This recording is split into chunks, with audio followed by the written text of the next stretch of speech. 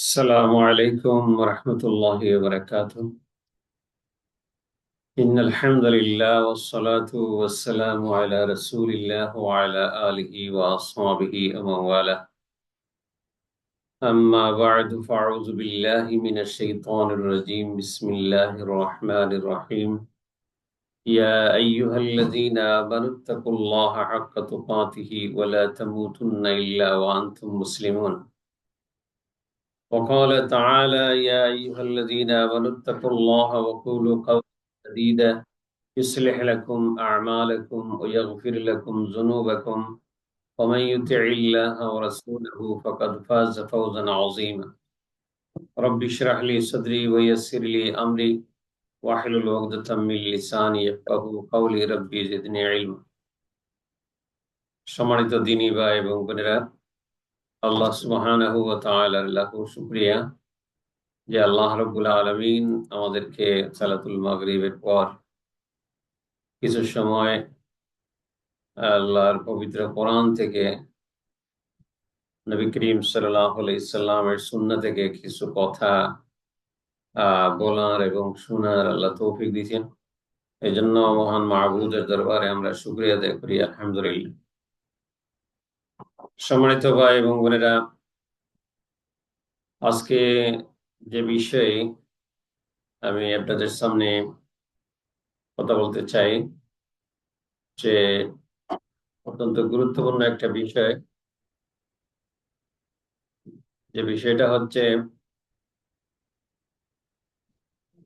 দোয়া সম্পৃক্ত কিছু কথা। যে আল্লাহ রাব্বুল আলামিন তিনি আমাদেরকে দুনিয়াতে পাঠিয়েছেন আল্লাহ সুবহানাহু ওয়া তাআলার ইবাদতের জন্য, এবং এই ইবাদতের বিষয়ে আমাদেরকে আল্লাহ সুবহানাহু ওয়া তাআলা নির্দেশ দিয়েছেন। এই ইবাদতের এটা অংশ হচ্ছে দোয়া। আল্লাহ রাসূল সাল্লাল্লাহু আলাইহি সাল্লাম হাদিসে বলেছেন, আদ-দুআ ওয়াল ইবাদা, দোয়া হচ্ছে একটা ইবাদত। এবং এটা চমৎকার ব্যাপার যেটা হচ্ছে যে এই দোয়ার জন্য আপনার নামাজ পড়ার জন্য যেমন অজু করা লাগে, রোজা রাখার জন্য যেমন সেহরি খাওয়া লাগে, সারাদিন না খেয়ে থাকতে হয়, তো এইরকম কোনো নিয়ম নীতি নাই যে আপনি অজু অবস্থায় দোয়া করতে পারেন, অজু ছাড়া অবস্থায় দোয়া করেন। অজু অবস্থায় দোয়া করাটা উত্তম, অজু ছাড়া অবস্থায় আপনি দোয়া করতে পারেন। আপনি যেদিকে মুখ আছে এদিকে মুখ করে করতে পারেন, বসে করতে পারেন, দাঁড়াইয়ে করতে পারেন, শুয়ে করতে পারেন। সর্ব অবস্থায় আপনি আল্লাহ সুবহানাহু ওয়া তাআলার কাছে দোয়া করবেন।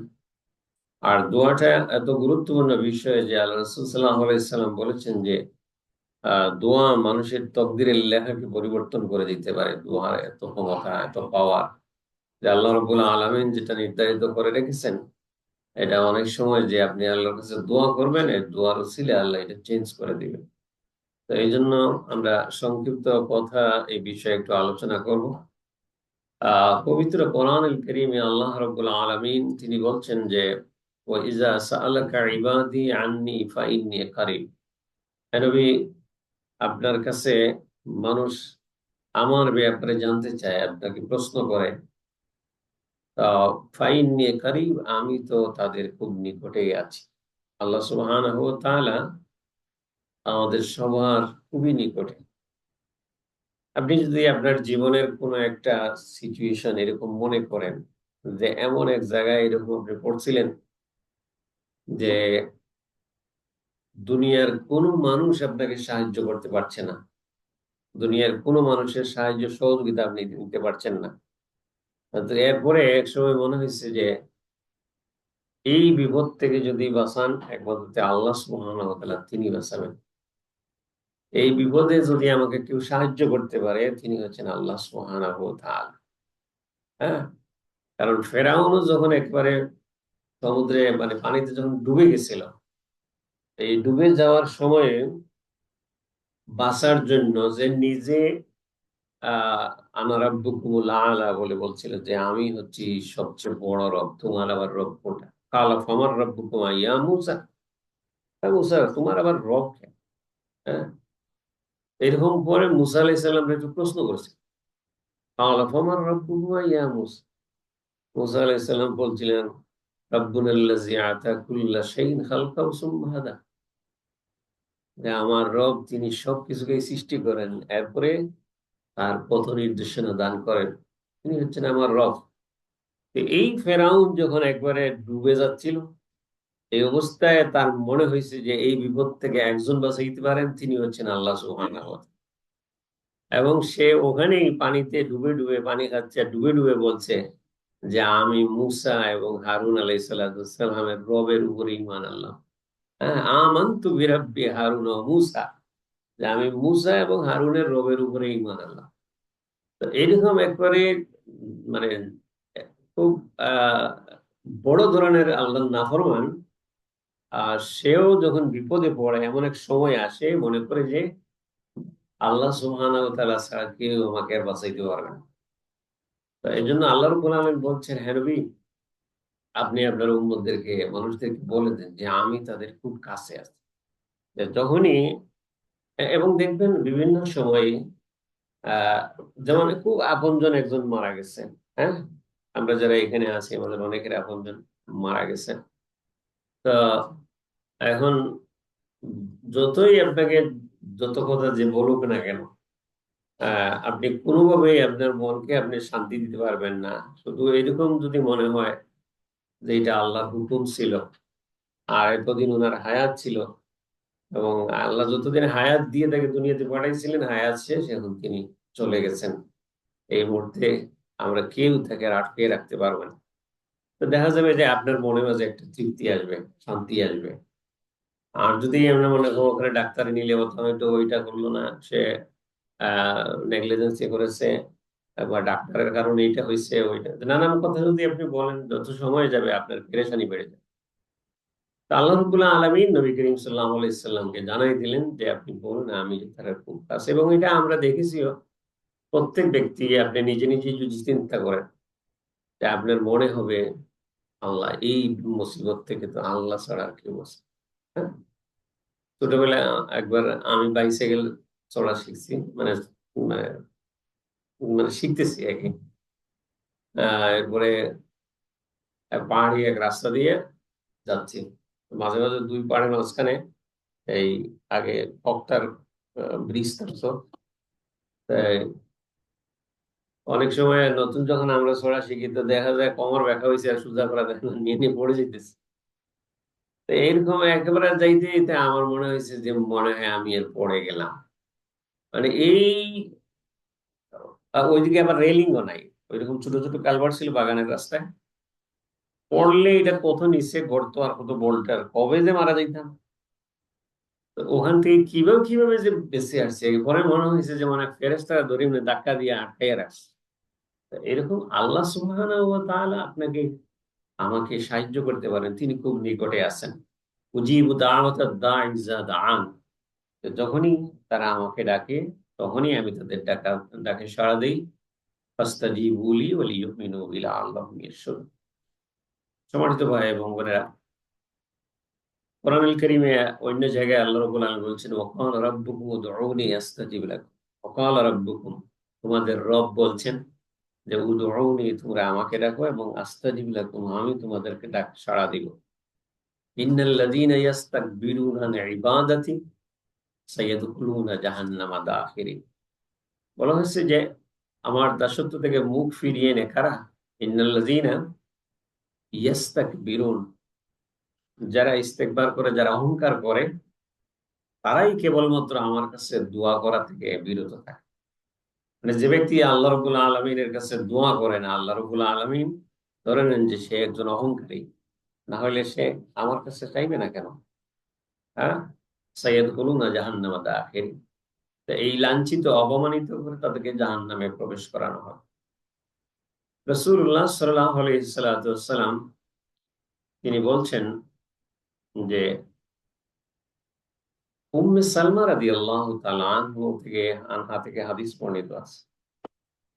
আহ একবার তাকে জিজ্ঞেস করা হয়েছিল যে উম্মুল মুমিনিন মা কানা আকসার দুআ রাসূলিল্লাহ সাল্লাল্লাহু আলাইহি ওয়াসাল্লাম ইযা কানা ইনদাক, যে হে মুমিনদের মা, নবী করিম সাল্লাল্লাহু আলাইহি সাল্লাম যখন আপনার কাছে থাকতেন তখন তিনি কোন দোয়া পড়তেন? সুবহানাল্লাহ। হ্যাঁ, আপনার কাছে যখন থাকতেন, ঘরে আসতেন, আপনার কাছে থাকতেন, কোন দোয়া পড়তেন? তো قالت كان أكثر الدعاء يا مقلب القلوب ثبت قلبي على دينك। উম্মে সালমা রাদিয়াল্লাহু তাআলা আনহা বলছেন যে নবী করিম সাল্লাল্লাহু আলাইহি সাল্লাম আমার কাছে যখন থাকতেন তো বেশি সময় কান আকসার দোয়া, তিনি বেশি সময় এই দোয়া করতেন যে ইয়া মুকাল্লিবাল কুলুব, এক কলব পরিবর্তনকারী আল্লাহ, সাব্বিত কলবি আলা দীনিক, আপনার দিনের উপরে আমার দিলকে, আমার কলবকে আপনি পরিবর্তন করে দেন। সুবহানাল্লাহ। আমরা জানি যে নবী করিম সাল্লাল্লাহু আলাইহি সাল্লাম তিনি তো দিন নিয়ে আসছেন, যে তার দিলটা তো আর আল্লাহর স্মরণ থেকে, আল্লাহর জিকির থেকে তো গাফিল হওয়ার কথা না। শয়তান তার কাছে এসেও কিছু করতে পারে না। তো এবং আল্লাহ সুবহানাহু ওয়া তাআলা সরাসরি আরশে আজিম থেকে তাকে গাইড করেন, তো সমস্ত নবী রাসূলদের। সেই নবী ঘরে আসলেই দোয়া করেন, ইয়া মুকাল্লিবাল কুলুব, হে আমার, হে অন্তর পরিবর্তনকারী, ইয়া মুকাল্লিবাল কুলুব সাব্বিত কলবি আলা দীনিক, আমার কলবটাকে আপনার দিনের জন্য পরিবর্তন করে দেন। মানে ওই দিনের, আপনার দিন, আপনার আনুগত্য, আহ সাব্বিত কালবি আলা তাআতিক, এরকম আছে যে আপনার এতাত, আপনার আনুগত্যের মধ্যে আমার দিলটারে সাবিত রাখেন। আমি যেন কোনো অবস্থাতেই আপনার বিমুখ না হয়ে যাই, আপনার মুখ আমাকে সবসময় রাখেন। নবী করিম সাল্লাল্লাহু আলাইহি সাল্লাম এই দোয়া পড়েছে। আবু হুরায়রা রাদিয়াল্লাহু তাআলা আনহু থেকে আরেকটা দোয়া আছে, একটা হাদিস বর্ণিত আছে যে রাসূলুল্লাহ সাল্লাল্লাহু আলাইহি ওয়াসাল্লাম তিনি বলছেন যে সালাসাতু দাওয়াতিন মুস্তাজাবাত লা শাক্কা ফীহিন্না, যে তিনজন মানুষের দোয়া কবুল হয় এ ব্যাপারে কোনো সন্দেহ নাই। এখানে কি? যে দাওয়াতুল মাজলুম। আল্লাহ রাসূল সাল্লাল্লাহু আলাইহি ওয়াসাল্লাম তিনি বলেন যে এখানে একটা হচ্ছে যে দ্য সাপ্লিকেশন অফ দি অপ্রেসড, যে যে ব্যক্তি মজলুম ব্যক্তি, তার উপরে জুলুম করা হয়েছে, যাকে কষ্ট দেওয়া হয়েছে, এই কষ্ট পাওয়ার পরে এই লোকটা যখন দোয়া করে, দোয়া মানে বদদোয়া করে, কি হয়? আল্লাহ সুবহানাহু ওয়া তাআলার কাছে এই সাথে সাথে দোয়াটা কবুল হয়ে যায়। যারা অনলাইনে আছেন আপনারা দয়া করে মিউট রাখবেন। সো নবী করিম সাল্লাল্লাহু আলাইহি সাল্লাম তিনি বললেন যে তিন শ্রেণীর মানুষের দোয়া আল্লাহ রাব্বুল আলামিন ফেরত দেন না। এর মধ্যে একজন হচ্ছে দাওয়াতুল মাজলুম, যে মজলুম ব্যক্তি, দাওয়াতুল মুসাফির and supplication of the traveller. আরেকজন হচ্ছে যে মুসাফির, ভ্রমণ করে, কোথাও অনেক দূর চলে গেছে, এই মুসাফিরের দোয়া। ও দাওয়াতুল ওয়ালিদে আলা ওয়ালাদি, আর supplication of his father against his son, যে বাপ যদি যদি সন্তানকে যদি বদদুয়া দেয় তাহলে এটা খুব দ্রুত আল্লাহর দরবারে কবুল হয়ে যায়। অন্য হাদিসে এরকম আছে যে এই তিন দোয়ার মাঝখানে কোনো হিজাব নাই, যে যখনই চাওয়া হয় তখনই আল্লাহ সুবহানাহু ওয়া তাআলা কবুল করেন। এই জন্য বলা হয়েছে যে বাবা সন্তানের জন্য দোয়া করবেন, এগেইনস্ট দোয়া করবেন, বদদুয়া দিবেন না। সবসময় পজিটিভ দোয়া করতে থাকবেন। অনেক সময় যখন কি হয়, আমরা যখন দুষ্টামি করতাম, বা সন্তান যখন দুষ্টামি করে, বা আমাদের সন্তানরা আছে, তা দুষ্টামি করার কারণে আপনি যদি বদদুয়া দেন তাকে, তাহলে আল্লাহ রসুল বলে গেছেন যে এই বদদুয়াটা ডাইরেক্ট আল্লাহর দরবার কবুল হয়ে যাবে। এরপরে আপনি আফসোস করবেন, দেখা যাবে আফসোস করে আর কোনো ফায়দা হবে না, যে আপনি বাস আপনার সন্তানকে আর বাঁচাইতে পারবেন না, বদুয়া লেগে যাবে। তো এই জন্য সন্তানকে কোনো অবস্থাতেই বদুয়া দিতে নাই। আবু হুরায়রা রাদিয়াল্লাহু তাআলা আনহু থেকে আরেকটা হাদিস বর্ণিত আছে, তিনি বলছেন রাসূলুল্লাহ সাল্লাল্লাহু আলাইহি ওয়াসাল্লাম বলেছেন, আল্লাহ রাব্বুল আলামিন যত মানুষ দোয়া করে সমস্ত মানুষের দোয়া কবুল করেন, তবে আহ যে ব্যক্তি তাড়াহুড়া করে তা তার দোয়া আল্লাহ কবুল করেন। যে ব্যক্তি তাড়াহুড়া করে, সাহাবায়ে কেরাম আরজ করলেন, ইয়া রাসূলুল্লাহ, দোয়া তাড়াহুড়া মানে কি? কোন জিনিসটাকে তাড়াহুড়া করে? নবী করিম সাল্লাল্লাহু আলাইহি ওয়াসাল্লাম বলেন যে, আমি দোয়া করলাম, আমার দোয়া তো কবুল হইল না। এই যে কথা, এটা হচ্ছে দোয়াতে তাড়াতাড়ি করা।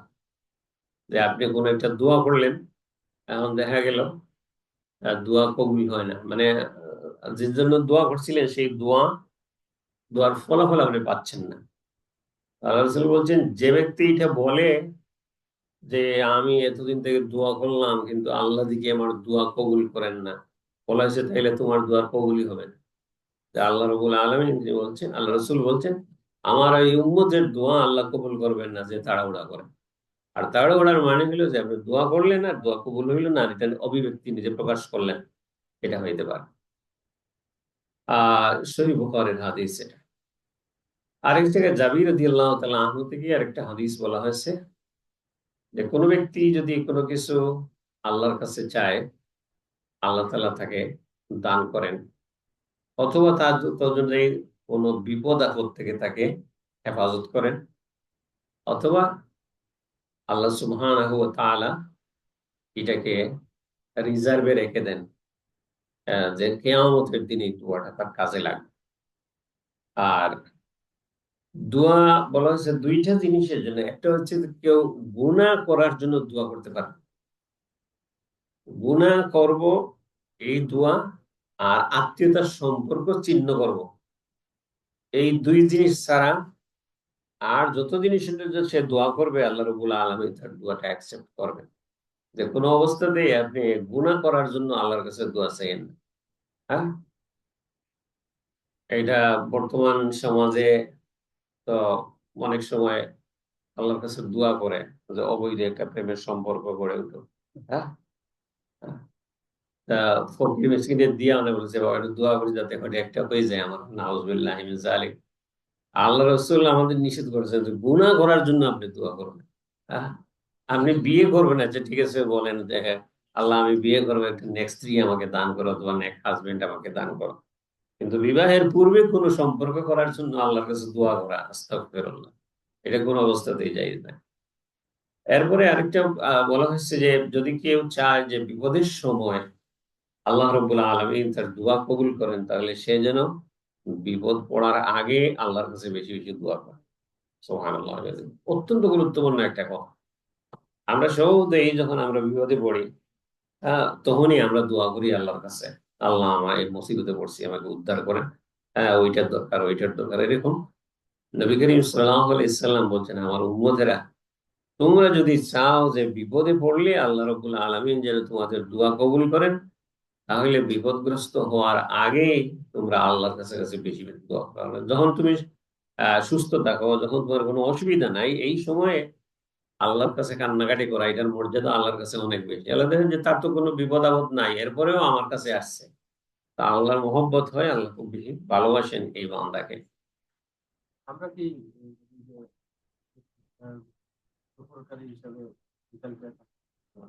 ইনশাল্লাহ আমরা এই প্রশ্নের উত্তর দিব না, আলোচনার পরে, মনে রাখেন।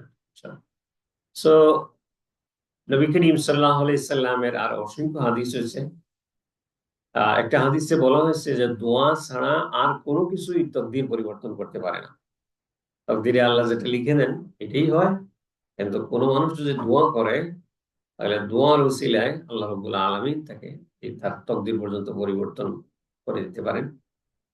আর বলা হয়েছে নেক আমল ছাড়া আর কোনো কিছু মানুষের হায়াত বৃদ্ধি করে না, এটা হাদিসে রয়েছে। সচ্চরিত্রবান এবং মুমিন মানুষের অন্যতম বৈশিষ্ট্য বলা হয়েছে যে বেশি বেশি দোয়া করে। একজন ভালো মুসলমান আপনি পাবেন, তার অন্যতম একটা গুণ থাকবে যে সে বেশি বেশি আল্লাহর কাছে দোয়া করে। কে চাইলো কে না চাইলো ওটার কোনো ব্যাপার না, সে নিজে নিজেই আল্লাহর কাছে চাইতে থাকে সবসময়। হ্যাঁ, প্রকাশ্যে গোপনে সব জায়গাতেই সে আল্লাহ সুবহানাহু ওয়া তাআলার কাছে বেশি বেশি চায়। এটা হচ্ছে একজন মুমিনের পরিচয়। দোয়ার মাধ্যমে আল্লাহ তাআলা বান্দাকে নানান বিপদ আপদ থেকে বাঁচান। এই কিন্তু আমরা আগে যেটা বললাম যে দোয়া দেখা যাচ্ছে বাহ্যিক দৃষ্টিতে দোয়া কবুল হচ্ছে না, কিন্তু বলা হচ্ছে যে এই দোয়ার কারণে আপনাকে আল্লাহ অনেক বড় বিপদ থেকে বাঁচিয়ে দিবেন। বিপদের কথাও আপনি জানেন না, এবং বিপদ থেকে যে আপনাকে বাঁচাইছে আল্লাহ এটাও আপনি জানেন। আপনি খালি হিসাব করতেছেন কতদিন থেকে দোয়া করি, দোয়া কবুল হয় না। আর আল্লাহ রাব্বুল আলামিন এই দোয়ার উসিলায় আপনাকে একটা নির্ঘাত বিপদ থেকে বাঁচাইছেন। হ্যাঁ, তো এইভাবে কখন কার কোন বিপদ আসে বলা যায় না, কিন্তু আপনি নিজে জানেন না যে আল্লাহ রাব্বুল আলামিন আপনাকে বিপদ থেকে উদ্ধার করেছেন।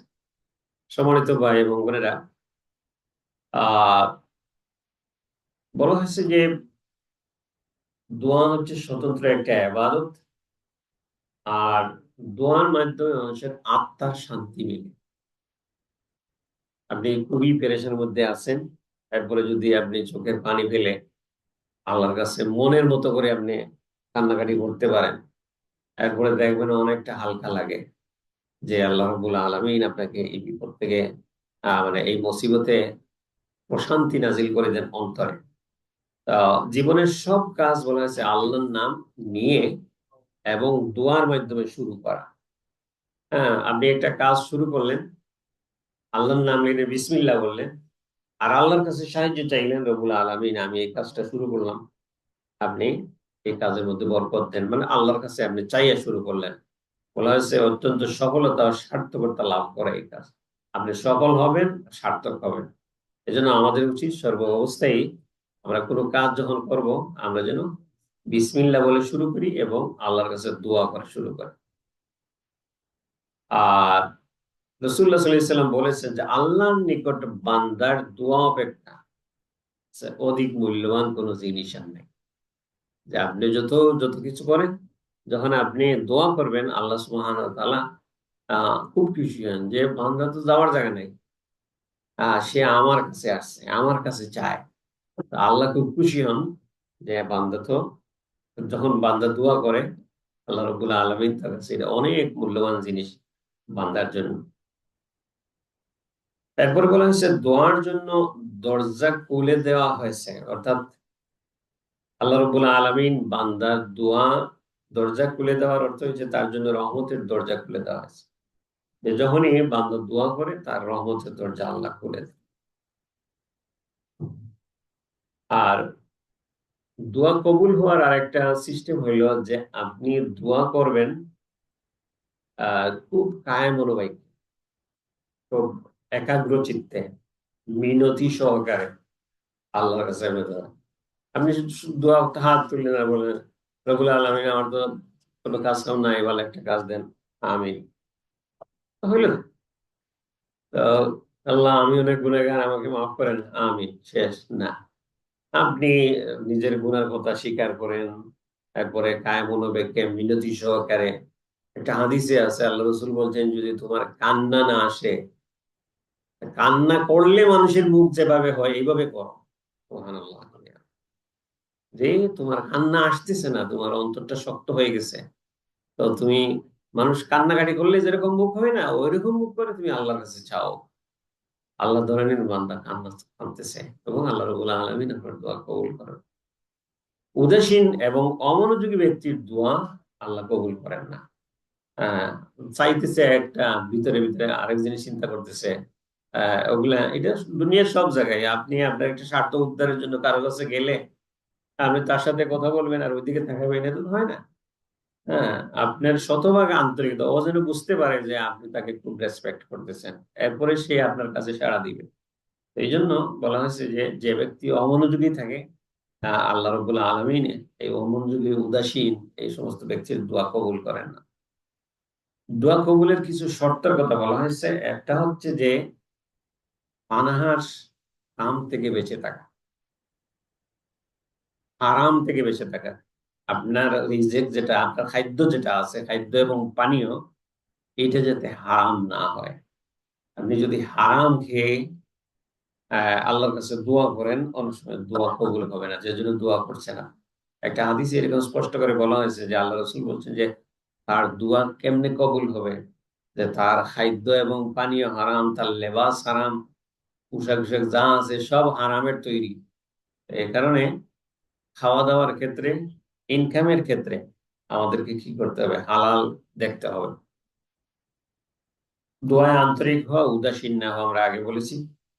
পূর্ণ বিশ্বাস রাখা, নিরাশ না হওয়া, এটা একটা বিষয় আছে, যে আপনি দোয়া করতে করতে নিরাশ হয়ে যাবেন না। আরেকটা হচ্ছে তাড়াহুড়া করবেন না, যে দোয়া কবুল হইল না এরকম।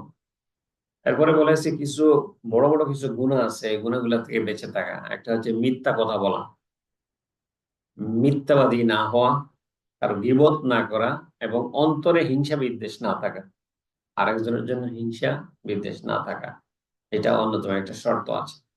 পিতামাতার অবাধ্য না হওয়া, আপনি যদি পিতামাতার অবাধ্য হন, আল্লাহ আপনার দোয়া কবুল করবেন। দোয়া কবুলের সহায়ক ভূমিকা এমন কিছু বিষয় আছে, যে বিনয় নম্রতার কথা আমরা আগে বলেছি। দোয়া শুরু এবং শেষে বলা হয়েছে দুরূদ পড়া। হ্যাঁ, দোয়া আরেকটা হচ্ছে যে হামদ এবং সানা পড়া। আপনি মনে করেন যখন দোয়া করবেন, দোয়া করার সময় অন্তকে আর কিছু না পড়েন, আপনি আলহামদুলিল্লাহ বলেন, যে আলহামদুলিল্লাহ রাব্বিল আলামিন।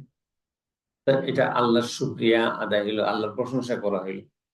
আর দোয়া শেষ করার সময় সাল্লাল্লাহু আলা সাইয়্যিদিনা মাওলানা মুহাম্মদ ওয়া আলা আলিহি ওয়া সাহবিহি আজমাইন, অথবা ওয়াসালামুন আলাল মুরসালিন ওয়ালহামদুলিল্লাহি রাব্বিল আলামিন, এরকম কিছু। অথবা আপনি নিজে মুখে বলতে পারেন যে আমাদের পক্ষ থেকে বা আমার পক্ষ থেকে অসংখ্য দুরূদ সালাম নবী করিম সাল্লাল্লাহু আলাইহি সাল্লামের রওজাতে পৌঁছে দেন। এবং এখানে মনে করেন আমরা নামাজে যে দুরূদ পড়ি, আল্লাহুম্মা সাল্লি আলা, আল্লাহুম্মা বারিক আলা, আমরা এগুলা পড়বো দোয়ার মাধ্যমে। দোয়াতে বলা হয়েছে আল্লাহর প্রশংসা থাকতে হবে আর নবীর প্রতি দুরূদ থাকতে হবে, তাহলে এই দোয়া কবুল হয়। এরপরে আরেকটা বলা হয়েছে দোয়ার আগে কোনো নেক কাজ করা। আপনি যদি কোনো নেক কাজ করে দোয়া করেন, আমাদের সময় নাই, আমরা ডিটেলস বলতে পারবো না। আপনারা জানেন যে এই বনি ইসরায়েলের 3 জন লোক যে আহ জ্বরের কবলে পড়ে আর টিলাতে আশ্রয় নিয়েছিল এক গুহার ভিতরে, পরে উপর থেকে বিশাল পাথর পড়ে তার মুখ বন্ধ হয়ে গেছে। জীবন্ত 3 জন মানুষ কবরের ভিতরে ঢুকে গেছিল, যে কোনো অবস্থাতে এই পাথর তারা কেন আরো 40 জন লোক এটা সরাইতে পারবে না, এরকম অবস্থা। তারপরে দেখছে যে এখন আর মারা যাবো। তখন তারা সিদ্ধান্ত নিল যে আমরা জীবনে যে একটা ভালো কাজ করেছি, এই ভালো কাজের উসিলা নিয়ে আল্লাহর কাছে একটু দোয়া করি। তারপরে 3 জন 3টা নেক কাজের কথা আল্লাহর দরবারে বলেছিল, এবং আল্লাহ রাব্বুল আলামিন এই নেক কাজের উসিলায় তাদেরকে এই মুসিবত থেকে বাঁচাইছিলেন। তো এই জন্য বলা হয়েছে যে আপনি যখন দোয়া করবেন, দোয়ার আগে যদি মনে করেন আপনি একটু কোরআন তিলাওয়াত করেন, দোয়ার আগে আপনি কাউকে একটু সাদকা করলেন, দোয়ার আগে আপনি একটা মনে করেন নফল রোজা রাখলেন, এরকম যে কোনো একটা ভালো কাজ করে যদি আপনি দোয়া করেন, আল্লাহ রাব্বুল আলামিন আপনার দোয়া অবশ্যই কবুল করবেন। সম্মানিত ভাই এবং বোনেরা, আহ এরপরে বলা হয়েছে যে সন্তান, যে সন্তান মা বাবার তাবেদারি করে, খেদমত করে, তার দোয়া আল্লাহ রাব্বুল আলামিন কবুল করেন। অনুপস্থিত ব্যক্তির দোয়া আল্লাহ কবুল করেন। যে একজন আপনার সামনে না, আপনি তার জন্য দোয়া করলেন, তো বলা হয়েছে আল্লাহর পক্ষ থেকে যেন ফেরেশতা পাঠানো হয়, এবং ফেরেশতা এসে বলেন যে হে আল্লাহ, ওই বান্দা ওই বান্দার জন্য যা চাইলো আপনি তাকে তা দিয়ে দেন। সুবহানাল্লাহ। আপনি একজনের জন্য দোয়া করলেন যে আল্লাহ আমাকে অসুস্থ, আমার এই ভাইটাকে সুস্থ করে দেন, আল্লাহর পক্ষ থেকে ফেরেশতা যে আল্লাহ, যে বান্দা দোয়া করলো সে যদি অসুস্থ হয় তাহলে তাকে আগে শিফা দান করে। সুবহানাল্লাহ। আর দোয়ার মধ্যে পবিত্র কোরআনুল কারীমে যে সমস্ত দোয়া আছে, আপনারা জানেন কোরআনে প্রায় 40 রাব্বানা আছে। রাব্বানা যালামনা, রাব্বানা আতিনা, এরকম বলে বলে রাব্বানা দিয়ে দিয়ে অনেক দোয়া আছে। তো আমরা যদি এই দোয়াগুলা একটা একটা করে, আহ একটা বই পাওয়া যায় 40 রাব্বানা, মানে 40টা রাব্বানা দিয়ে একটা বই আছে দোয়া। তো একটা একটা করে যদি আমরা শিখি, তাইলে আমরা যখন দোয়া করব তখন আমি এই দোয়াটা করতে পারবো সরাসরি আল্লাহর ভাষায়। আল্লাহ যখন শিখিয়ে দেন কোনো কিছু, তখন এইটা ডাইরেক্ট কবুল হয়ে যায়। তো এই জন্য দেখা যাচ্ছে পবিত্র কোরআনুল কারীমে তিনটা দোয়া আছে, যে দোয়াগুলা গ্রান্টেড দোয়া, অ্যাকসেপ্টেড দোয়া, যে আল্লাহ সুবহানাহু কাছে দোয়া করা হয়েছে, আল্লাহ রাব্বুল আলামিন দোয়াগুলো কবুল করছে। ইউনূস আলাইহিস সালাম বিপদে পড়ছিলেন মাছের পেটের ভিতরে, এবং তিনি বলছেন লা ইলাহা ইল্লা আনতা সুবহানাকা ইন্নী কুনতু মিনাজ জালিমিন। ফাস্তাজাবনা লাহু, যে তার ডাকে আল্লাহ সাড়া দিলেন, ওয়ানাজ্জাইনাহু মিনাল গম, এবং তার এই দুশ্চিন্তা থেকে, এই অন্ধকার থেকে, এই বিপদ থেকে আল্লাহ রাব্বুল আলামিন তাকে উদ্ধার করলেন। আর ওয়াকাযালিকা নুনজিল মুমিনিন, এভাবে মুমিনরা যদি দোয়া করে তাহলে তাদেরকেও আল্লাহ উদ্ধার করবেন। তো এই জন্য লা ইলাহা ইল্লা সুবহানাকা, এই যে দোয়াটা, এই দোয়াটা হলে এটা অ্যাকসেপ্টেড। যে কোনো বিপদ মুসিবতে আপনি পড়েন, আমরা তো মনে করেন একটা ট্রেডিশন আছে যে বিপদ মুসিবতে পড়লে 40 জন হুজুরে নিয়ে তারপরে খতমে ইউনূস পড়ানো হয়। তারা এই 1 লাখ বার 1.25 লাখ বার পড়েন, পরে দোয়া দুরূদ করেন। কিন্তু সর্বোত্তম হচ্ছে যে আপনি নিজেই দোয়াটা পড়েন। লা ইলাহা ইল্লা আনতা, মানে আপনি ছাড়া কোনো ইলাহ নেই। লা ইলাহা ইল্লা সুবহানাকা, আপনি পূত পবিত্র। আর ইন কুনতু মিনাজ জালিমিন, যে আমি তো অপরাধ করে ফেলেছি। আল্লাহর কাছে বললেন যে আমি তো অপরাধ করে ফেলেছি, আল্লাহ আপনি আমাকে মাফ করেন। তা আল্লাহ বলেন ফাস্তাজাবনা, ওই ইউনূস আলাইহিস সালামের দোয়াটাকে আমি কবুল করেছি এবং আমি তাকে বিপদ থেকে উদ্ধার। আরেকটা দোয়া আছে যে যার সন্তানাদি নাই, তো বিয়ে শাদীর পরে কোনো সন্তান হয় না, এই ক্ষেত্রে আল্লাহ রাসূল সাল্লাল্লাহু আলাইহি ওয়াসাল্লাম, মানে কোরআনুল কারীমে দোয়া শিখানো আছে। ইব্রাহিম আলাইহিস সালাম অনেক বয়স্ক হয়ে গেলেন, হ্যাঁ, 80 বছরের উপরে বয়স, কিন্তু দেখা গেল যে তিনি ওই বয়সেই আল্লাহ সুবহানাহু ওয়া তাআলার কাছে দোয়া করলেন, রাব্বি হাবলি মিনাস সালিহিন, হে আল্লাহ আমাকে একটা নেক সন্তান দান করো। হ্যাঁ, অনেকে চায় আল্লাহ আমার একটা ছেলে দাও, তা বলেছেন নেক সন্তান আপনি চাইবেন, রাব্বি হাবলি মিনাস সালিহিন, নেককার একটা আহ সন্তান দান করো। তো এই যখন এই দোয়া করলেন, ফাবাশশারনাহু বিগুলামিন হালিম, যে আল্লাহ রাব্বুল আলামিন তার দোয়া কবুল করে এক ধৈর্যশীল সন্তানের সুসংবাদ দান করলেন, ইসমাঈল আলাইহিস সালাতু ওয়াস সালাম। ঠিক অনুরূপভাবে জাকারিয়া আলাইহিস সালাতু ওয়াস সালামের দোয়া করলেন, আল্লাহ রাব্বুল আলামিন তার দোয়া কবুল করলেন, এবং তিনি শুধুমাত্র দোয়া কবুল করলেন না, বললেন যে তোমার এক পুত্র সন্তানের সুসংবাদ, আর তার নাম হবে ইয়াহইয়া। এর আগে কারো নাম এভাবে রেখে দেওয়া হয়নি। সুবহানাল্লাহ। তা এখন দেখা গেল যে আপনি আপনার সন্তানের জন্য এই দোয়া করবেন, রাব্বি হাবলি মিনাস সালিহিন, রাব্বি হাবলি মিন লাদুনকা যুররিয়াতান তাইয়্যিবা ইন্নাকা সামিউদ।